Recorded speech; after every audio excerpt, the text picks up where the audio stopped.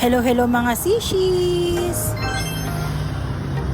Bale, dito ulit kami maglalakad sa may magandang kapihan. Alam nyo ba yung farm brew? Tita Mars! Tara, samahan nyo kami sa aming afternoon walk.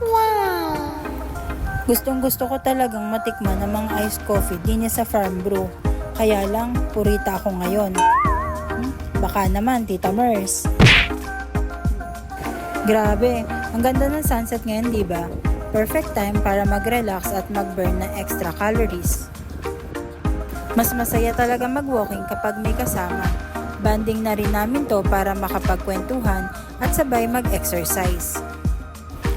Uy, fineflex niya ang sauna jacket niya na cool.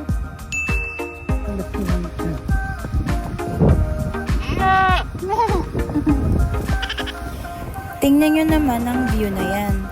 Worth it ang bawat hakbang. Hindi lang ito para sa health, para na rin sa mental peace. Kaya ano pang hinihintay nyo? Mag-afternoon walk na rin kayo.